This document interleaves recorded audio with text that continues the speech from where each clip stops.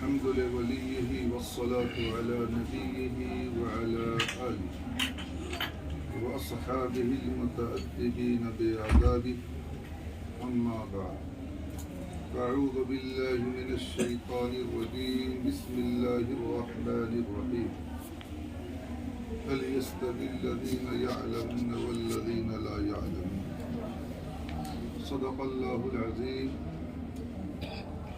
وبلغنا رسوله النبي الأمين الكريم. معزز حاضرین، گفت و شنید سے قبل سرکار دو عالم شاہ بنی آدم جناب حمد مجتبی محمد مصطفیٰ روحی فدا صلی اللہ علیہ وسلم کی بارگاہ عالیہ میں درود و سلام کی نظریں پیش کریں اور پڑھیں اللہ رب محمد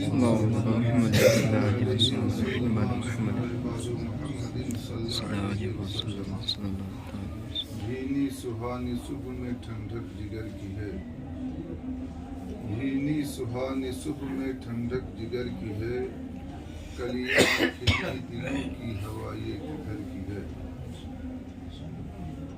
مانگیں گے مانگے جائیں گے دل کی مراد پائیں گے، سرکار میں نہ لاہ نہ حاجت اگر کی ہے، بے واسطے ان کے خدا کچھ عطا کرے، بے واسطے ان کے خدا کچھ عطا کرے، حاشا غلط غلط یہ ہوس بے بسر کی ہے۔ اور سرکار اعلی حضرت نے کہا ذکر خدا جو ان سے جدا چاہو نجدیو، واللہ ذکر حق نہیں کنجی سقر کی ہے۔ معزز حاضرین، آج کی یہ نورانی محفل جشن دستار فضیلت کے حصول کے بعد اظہار و مسرت کے لیے منعقد کی گئی ہے، ساتھ ہی بارگاہ رب العزت میں اس کا شکر، اس کے احسان کا اقرار کرتے ہوئے اپنی بندگی کا خراج پیش کرنے کے لیے یقیناً اس کا انعقاد ہوا۔ اللہ رب العزت یقیناً ہم عاجز ناکارہ بندوں پر وہ ہمارے ماں باپ سے زیادہ شفیق و مہربان ہے، اور اب خود ہی فرماتا ان تعدوا نعمت اللہ لا تحصوها، یا میرے بندو اگر تم میری نعمتوں کو گننا چاہو تو تم انہیں شمار نہیں کر سکتے۔ یقیناً ہم سر تا پیر اللہ تبارک و تعالیٰ کے فضل، اس کے کرم، اس کی مہربانیاں، اس کے نوازشات سے ہم ڈوبے ہوئے ہیں، لیکن یقین جانیں جہاں اللہ تبارک و تعالیٰ نے ہم پر بے شمار احسانات فرمائے، ان احسانوں میں ہم صاحبان علم و فضل کے لیے رب کا یہ بہت بڑا احسان ہے کہ اس نے ہمیں علم دین کی لازوال دولت سے مالا مال فرمایا۔ ہم سب کے آقا و مولا جناب محمد رسول اللہ صلی اللہ علیہ وسلم نے کیا ہی خوب ارشاد فرمایا، العلماء ورثۃ الانبیاء، یہ علماء انبیاء کے وارث ہیں۔ رب نے اپنے فضل سے، اپنے کرم سے یہ سعادت سعید ان فضلاء کی زندگی میں دیا کہ اللہ تبارک و تعالیٰ نے انہیں اپنے انبیاء کرام کی وراثت کے منزل پر فائز فرمایا۔ کسی نے کیا ہی خوب کہا کہ یہ سعادت بزور بازو نست دان بخشت خدائے بخشندہ۔ بے شمار انسان اس روئے زمین پر پائے جاتے ہیں، اور ان بے شمار لوگوں میں ان گنت مسلمان بھی اس روئے زمین پر موجود ہیں، لیکن ان ان گنت مسلمانوں میں اللہ تبارک و تعالیٰ نے اپنے جن بندوں کو اس بات کے لیے چن لیا، مخصوص فرما لیا کہ یہ میرے بندے، میرے محبوب جناب محمد رسول اللہ صلی اللہ علیہ وسلم کے دین کے داعی ہوں، ان کے لائے ہوئے دین کہ وہ مبلغ ہوں، اس کے خادم ہوں، اس کی ترویج و اشاعت کے لیے وہ ہمیشہ کوشاں ہوں، تو یقیناً یہ اللہ کا بہت بڑا فضل ہے۔ اور کیا ہی خوب، ردینا قسمت الجبار فینا لنا علم وللجہال مالو، ہم اپنے علم کا تقابل اہل دنیا کی ثروت سے، ان کی دولت سے، ان کے مال و متاع سے، ان کی پرتعیش زندگی سے، ان کے مادی اسباب سے، ان کی دولتوں کے ریل پیل، ان کی فراوانی سے ہم قطع نہیں کر سکتے۔ کیوں کہ عموماً دولتوں کے حصول کا جنون، مال و دولت کی فراوانی بندے کو اللہ تبارک و تعالیٰ کی یاد سے غافل کر دیا کرتی ہے، اور علم دین اللہ تبارک و تعالیٰ کی عطا کردہ ایسی عظیم دولت ہے کہ بندہ ٹوٹی ہوئی چٹائی پہ ہو یا وہ مخملی تخت پہ بیٹھا ہوا ہو، ہر حال میں اس کا دل اللہ تبارک و تعالیٰ کی خشیت، اس کے محبوب جناب محمد رسول اللہ صلی اللہ علیہ وسلم کی محبت سے شاد و آباد رہتا ہے۔ اور حقیقت بھی یہی ہے کہ ہماری اور آپ کی تخلیق کا مقصد بھی یہی ہے کہ ہم اور آپ اپنی زندگی میں اپنے رب کو پہچانیں، اپنے محبوب صلی اللہ علیہ وسلم کے سچے اطاعت گزار بن جائیں، اپنی زندگی کے صبح و شام کو اللہ تبارک و تعالیٰ کے حکام کی بجا آوری میں گزار دیں۔ یہی ہماری زندگی کا مقصد ہے۔ اور آپ دیکھیں تاریخ کے صفحات پر دولت مندوں کے نام موجود نہیں ہیں، صاحب ثروت کے اسما موجود نہیں ہے۔ اگر تاریخ یاد رکھی ہے تو ان افراد کو یاد رکھی ہے جنہوں نے اللہ اور اس کے رسول کی رضا کے لیے اپنے آپ کو وقف کر دیا ہے، بے انتہا قربانیاں دی ہیں، انہوں نے اللہ اور اس کے رسول کی خوشنودی کو پیش نظر رکھا ہے۔ تاریخ کے صفحات پر سنہرے حرفوں سے ان کے نام آج بھی تابندہ ہیں، اور انشاءاللہ صبح قیامت تک ان کے نام روشن ہیں۔ بے شمار احادیث کریمہ اس سلسلے میں موجود ہیں کہ اللہ کے رسول صلی اللہ علیہ وسلم نے اہل علم کی فضیلت سے متعلق ارشاد فرمایا۔ حقیقت تو یہ ہے کہ اللہ تبارک و تعالی اپنے جن بندوں کو چن لیتا ہے، انہی بندوں کو علم دین کی لازوال دولت سے مالا مال کرتا ہے۔ ہم اس معاملے میں خوش نصیب ہیں ہم لوگ کہ اللہ رب العزت نے ہمیں اپنے محبوب صلی اللہ علیہ وسلم کے دین کی ترویج و اشاعت کے لیے منتخب فرمایا، بجائے اس کے کہ اللہ تبارک و تعالیٰ نے ہمیں دنیاوی منفعت کے حصول میں سرگرداں نہیں چھوڑا۔ اللہ تبارک و تعالیٰ نے ہمارے دل کے نہا خانوں کو علم دین کی لازوال دولت سے مالا مال فرمایا، اور ہمیں اس بات کا موقع عنایت فرمایا کہ ہم اس کے محبوب کے دین کی نشر و اشاعت میں سرگرم عمل رہیں، تاکہ کل بروز حشر اپنے حبیب صلی اللہ علیہ وسلم کی حضور ہم پہنچے اور شفاعت کا تاج پہن کر ہم جنت الفردوس کے مکی بن جائیں۔ پڑھی درود پاک، اللہ رب محمد صلی اللہ علیہ وسلم، نحن عباد محمد صلی اللہ علیہ وسلم۔ سمندر کی مچھلیاں ہمارے لیے دعائیں کریں۔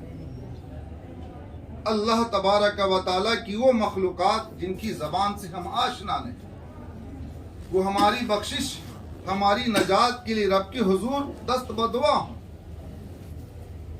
ہم اپنی اس فیروز بختی پر جتنا بھی نازا ہوں، جتنا بھی شاداں و فرحاں ہوں، یہ کم ہے۔ اور دنیا اہل سنت کہ وہ تمام علماء، وہ تمام فضلہ، وہ تمام صاحبان علم و فضل قابل مبارکباد ہیں، جنہیں اللہ تبارک و تعالیٰ نے شریعت محمدیہ صلی اللہ علیہ وسلم کی اشاعت کے لیے منتخب فرمایا۔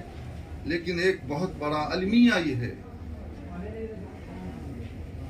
کہ ہم علماء فضلاء کی فضیلتیں تو خوب مزے سے پڑھتے ہیں، لیکن اپنی ذمہ داریوں سے ہم اسی طرح تیزی کے ساتھ اپنا پیچھا چھڑاتے ہیں۔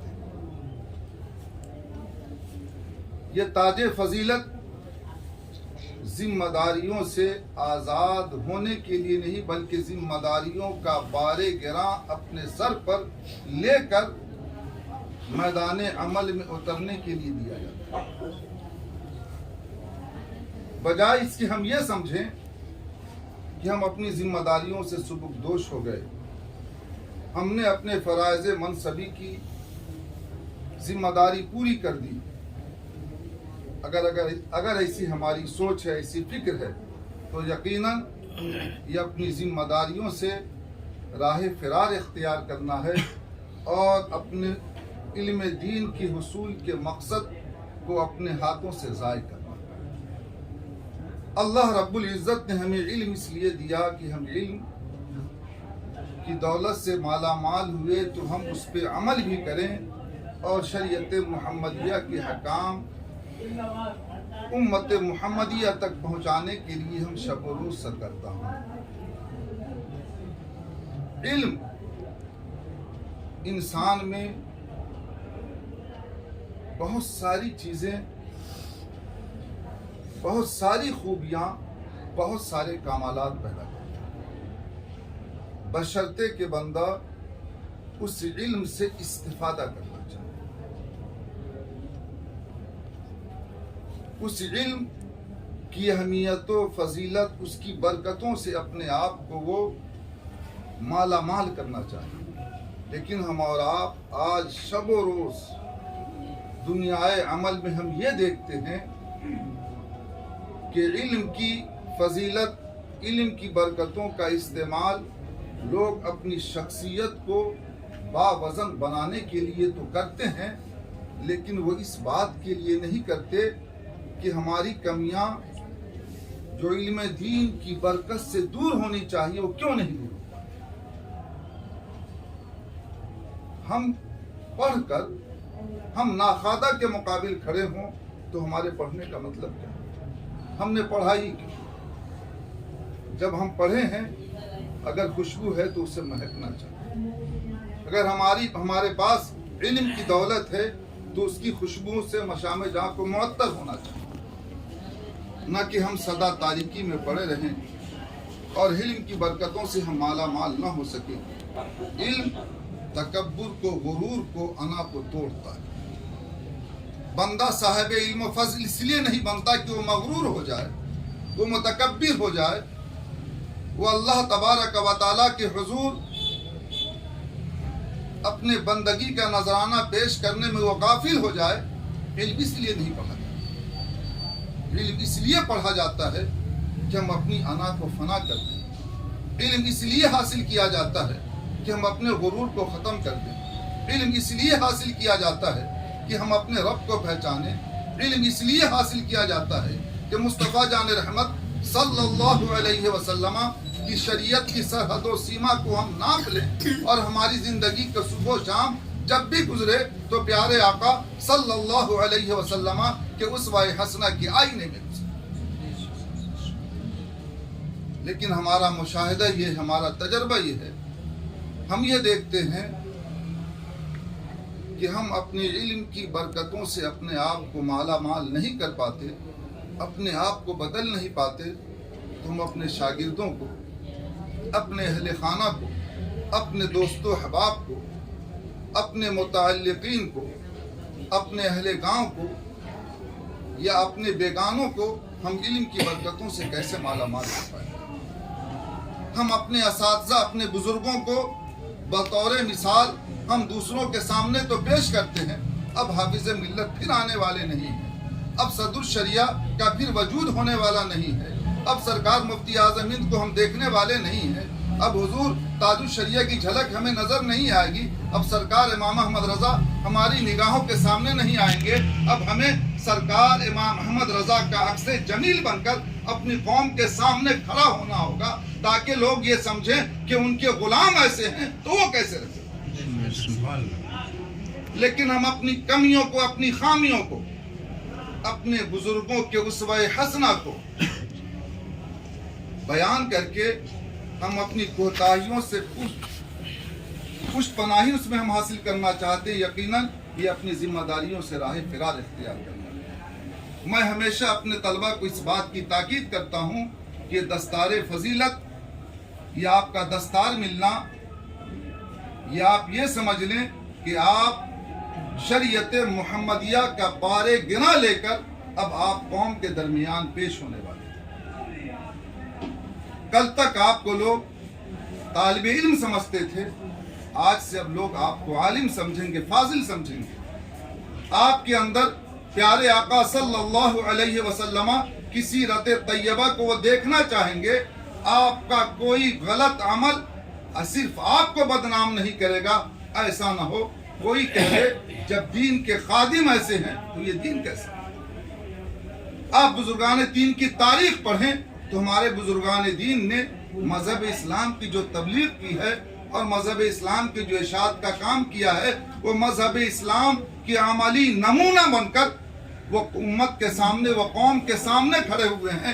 جب لوگوں نے انہیں دیکھا ہے تو سوچنے پہ مجبور ہو گئے ہیں کہ جب یہ ایسے ہیں تو ان کا مذہب کیسا.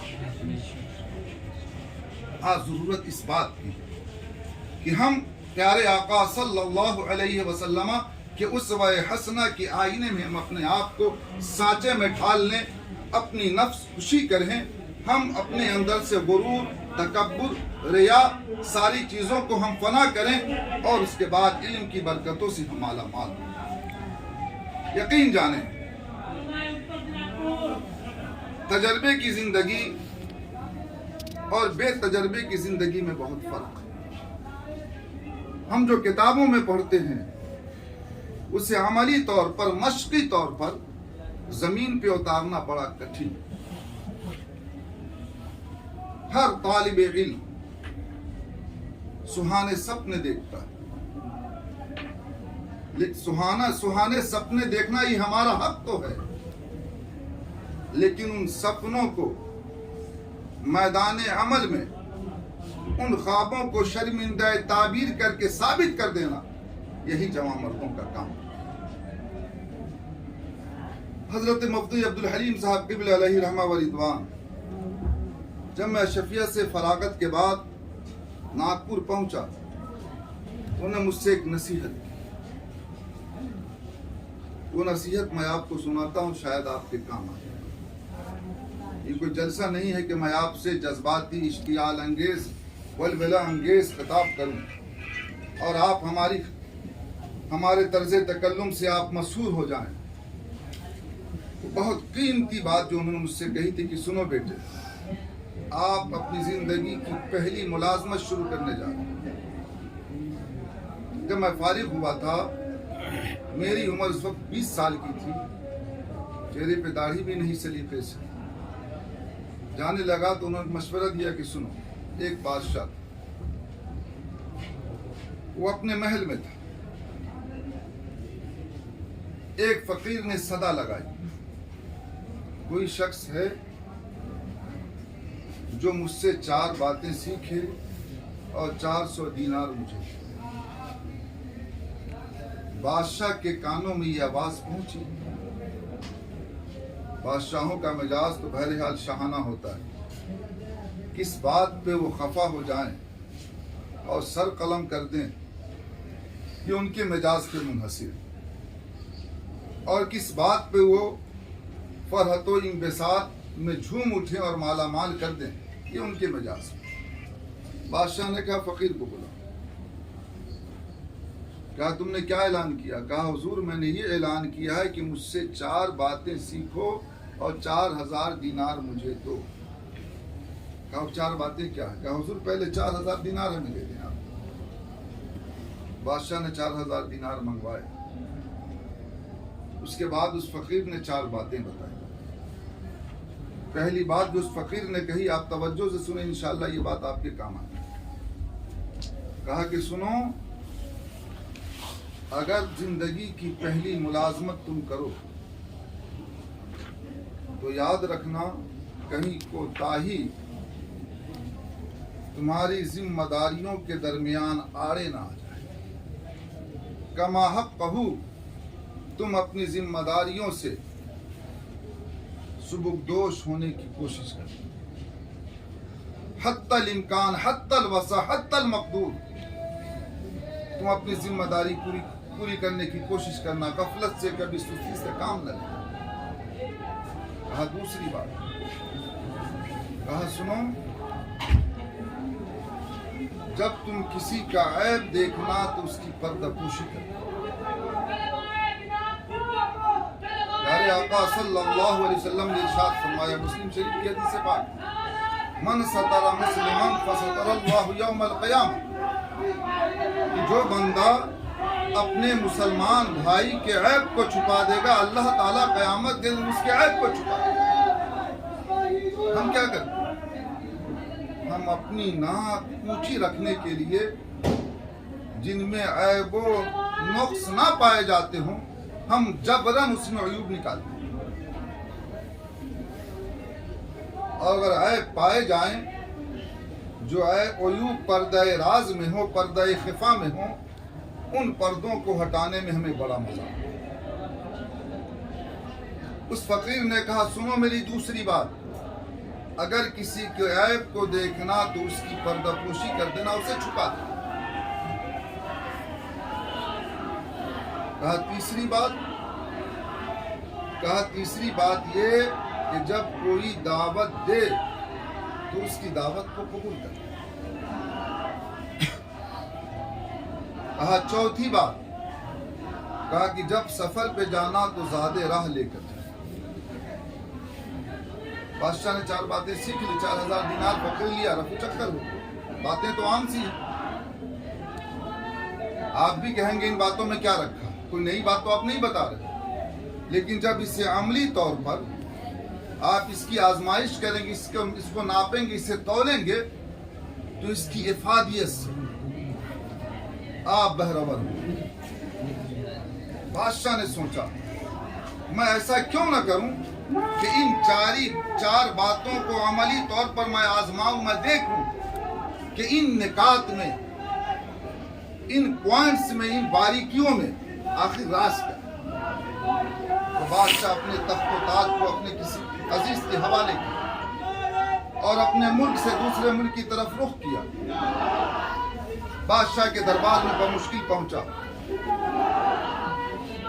فقیروں جیسا، سائلوں جیسا لباس، حالت بہت ناگفتہ، پھٹے پرانے کپڑوں میں ملبوس، مزدوروں جیسی شکل و شباہت بنا کر بادشاہ کے حضور جا کھڑا اور کہا حضور میری ایک فریاد ہے، میں بڑا ضرورت مند ہوں، میرے اوپر دستے کرم دراز کیا جائے۔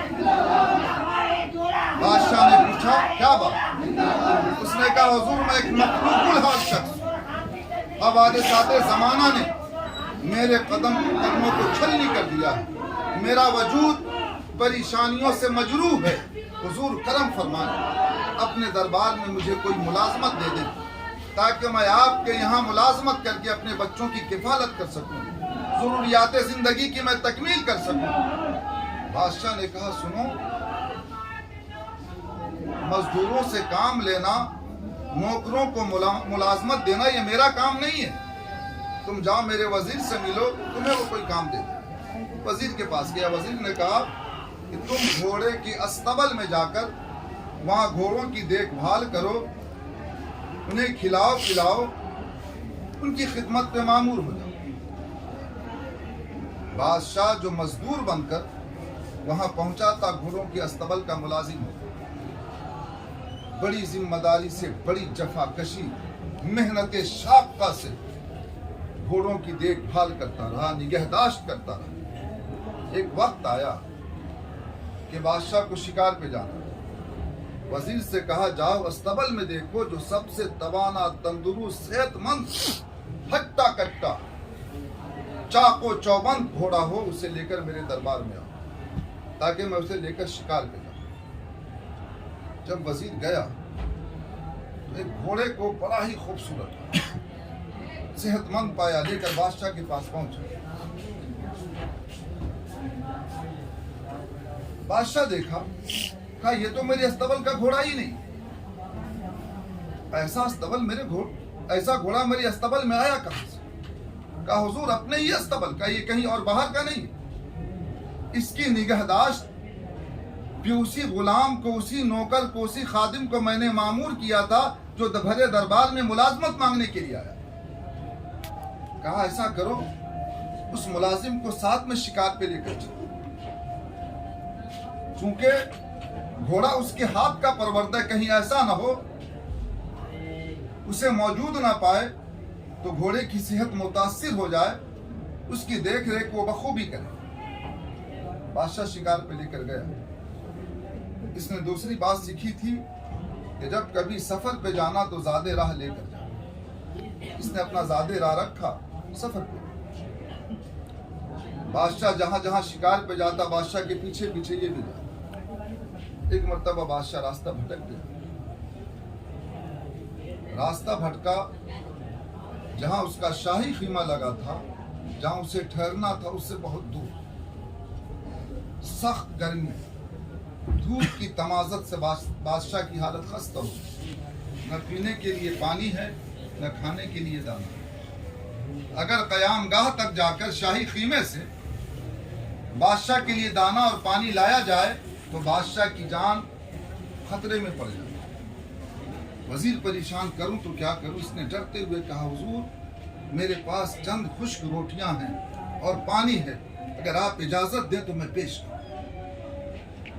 बादशाह हुजूर मेरे बर्तन से पानी पीना पसंद करेंगे या मेरी सूखी हुई रोटी को तनाउल करना खाना पसंद करेंगे? कहा तुम इस वक्त खादिम और बादशाह के दरमियान खत्ते इम्तियाज खींच रहे हो। तुम ये नहीं देख रहे हो कि इस वक्त बादशाह की जान खतरे में है, इस वक्त बादशाह की जान बचाना जरूरी है, न कि खादिम और बादशाह के फर्क के दरमियान, खादिम और बादशाह के दरमियान खत्ते इम्तियाज खींचना जरूरी है। गर्जे की इसकी सूखी रोटी, इसके बर्तन का पानी बादशाह को दिया गया, बादशाह की जान बची। बादशाह वापस अपने महल में पहुंचा, अपनी अहलिया से, मलका से तस्करा किया कि मेरे साथ ऐसा ऐसा सानहा, ऐसा ऐसा हादसा दौरान सफर पेश आया। उस चाको चौबंद, दूर अंदेश, दाना व बीना खादिम की वजह से मेरी जान बच गई है। अगर वो खादिम मेरे साथ ना होता तो आज मैं तेरी नजरों के सामने मौजूद नहीं। मलका ने कहा बादशाह लगता है कि वो खादिम निहायत ही काबिल। आपने ऐसे शख्स को अस्तबल की खिदमत पे मामूर किया है, ये शख्स अस्तबल का मुलाजिम बनने के लायक नहीं है। बेहतर ये है कि ऐसे शख्स को आप अपने मुल्क की वजारत के मनसब पर मामूर करें। मलका की ये बात बादशाह को पसंद आई। अब वो अस्तबल का खादिम नहीं रहा, वो बादशाह की उमूरे वजारत का वो सरबराह आला बन। जब वजीर बना बादशाह के महल में उसका आना जाना शुरू हो। अब वक्त बेवक्त जब जरूरत पड़ी बादशाह के महल में आता जा। एक मर्तबा बादशाह के महल से गुजर रहा था, उसने बादशाह की शहजादी को बरहना हालत में, ना गुफ्ता बेह सूरत हाल में, उसके आशिक के साथ मदहोशी के आलम में इसका पूरा वजूद हाँप उठा। उसने तीसरी बात उस फकीर से सीखी थी, किसी के ऐब को देखना तो छुपा दे। उसने अपनी चादर उठाई और उन बरहना जिस्मों को अपनी चादर से छुपा दिया, कहीं ऐसा न हो कोई और शख्स देख ले और बादशाह की शहजादी के बारे में बाहर गुफ्तो शुनूद करे जिससे बादशाह का वकार मजरूह। उसने अपनी चादर से उसके ऐब को छुपा दिया। जब इन आशिक माशूक का नशा हरम हुआ, होश में आए तो वजीर की चादर को देखकर लर्जा बरंदाम हुए, कहीं ऐसा न हो कि वजीर इस बात का तस्करा जाकर बादशाह वक्त से। दोनों ने आपस में मशवरा किया کہ جب تک وزیر بادشاہ کے پاس پہنچے اس سے پہلے کوئی ایسی حکمت عملی تیار کرو کہ وزیر کو گھیرا جائے۔ شہزادی روتی ہوئی بادشاہ کے دربار میں پہنچی اور کہا ابا حضور غضب ہوا، آپ نے ایک معمولی سے ان پڑھ کو، ادنا شخص کو استبل سے اٹھا کر آپ نے وزارت کے منصب پہ فائز کر دیا ہے۔ یہ شخص بڑا نمک حرام نکلا ہے، احسان فراموش نکلا ہے، اس نے آپ کی حرمت کو پامال کر دی ہے، اس نے آپ کی عزت پہ ڈاکہ ڈالا ہے۔ ابا حضور اس منصب کا وہ حل نہیں ہے، بہتر یہ ہے کہ ایسے شخص کا آپ محاسبہ کریں اور کڑی سے کڑی سزا اسے۔ بادشاہ بھی سن کر سکتے میں میں نے کیا غفلت کر دی، میں نے جانچا نہیں، میں نے پرکھا نہیں، میں نے آزمایا نہیں، بغیر آزمائش کے اتنے بڑے منصب پہ اتنے غیر ذمہ دار شخص کو میں نے فائز کر دیا، جو میری حرمت کو پامال کرتا رہا، میری آبرو سے کھیلتا رہا، شاہی حرم میں اس نے ڈاکہ زنی کی۔ ایسے شخص کو اتنے بڑے منصب پہ رہنے کا کوئی حق نہیں۔ بادشاہ نے پھر چال چلی، اس نے اپنے جلاد کو بلایا اور کہا سنو، میں فلاں وقت ایک شخص کو تمہارے پاس بھیجوں گا اور وہ تمہارے پاس جا کر کہے گا کہ جو کام بادشاہ نے کہا تھا وہ کام ہوا یا نہیں، تو تم یہ مت دیکھنا کہ وہ کون، بالکل خاطر میں مت لانا، فوراً اسے اٹھانا سولی پہ چڑھاتا۔ کیا ٹھیک ہے، وہ چلا گیا۔ پہلی بات کیا تھی؟ اگر اللہ تبارک و تعالی رزق حلال کے اسباب مہیا کرے، تمہیں ملازمت ملے، روزی کا کوئی ذریعہ ملے، تو پوری دیانتداری کے ساتھ اپنی ذمہ داری کو پوری کرے۔ دوسری بات کیا تھی؟ جب سفر پہ جانا تو زیادہ راہ لے کر جانا۔ تیسری بات کیا تھی؟ جب کسی کے عیب کو دیکھنا تو اسے چھپا دینا۔ چوتھی بات تھی کہ جب کوئی دعوت دے تو اس کی دعوت کو رد نہیں کرنا، اس کی دعوت کو قبول کرنا۔ بادشاہ نے اس وزیر کو بولا اور کہا جاؤ جلاد کے پاس اور جلاد سے کہنا کہ جو بادشاہ نے کام کہا تو کام ہوا یا نہیں۔ وزیر نکلا وہاں سے، راستے میں وزیر وقت ہے، لوگ ملے، حضور چائے نوشی کریں، حضور ناشتہ تناول فرمائیں، حضور کھانا کھا لیں۔ اس نے فقیر سے بات سیکھی تھی، کوئی دعوت دے تو دعوت کو رد مت کر، دعوت قبول کر، بلا وجہ بہانہ بازی مت کر۔ وزیر دعوت کھانے میں الجھ گیا، کافی دیر کے بعد وہاں پہنچا، یہاں عاشق معشوق کے پیٹ میں کھلبلی مچی۔ وزیر پھانسی پہ چڑھا یا نہیں چڑھا، چڑھا یا نہیں چڑھا، کہیں ایسا نہ ہو کہ جذبات میں آ کر اصل واقعہ کو بیان کر دے اور بادشاہ یقین کر لے۔ معشوقہ نے عاشق سے کہا جا کر جلدی دیکھ کیا ہوا، جا کر پوچھ جلاد سے جو کام ہونا تھا یا ہوا یا نہیں۔ عاشق پہنچا، جلاد سے کہا کہ جو کام بادشاہ نے کہا تھا اسے پھانسی پہ چڑھانے کو تم نے چڑھایا نہیں چڑھایا؟ جلاد نے لیا، اس کو پھانسی پہ چڑھا دیا۔ وزیر کافی دیر کے پاس پہنچا، وزیر نے کہا کیا بھائی، بادشاہ نے ذمہ داری دی تھی پوری کی، اپنا کام کیا نہیں کیے؟ کہا حضور کر دیا۔ وہاں سے واپس بادشاہ کہا حضور جو کام آپ نے کہا تھا وہ کام ہو گئے۔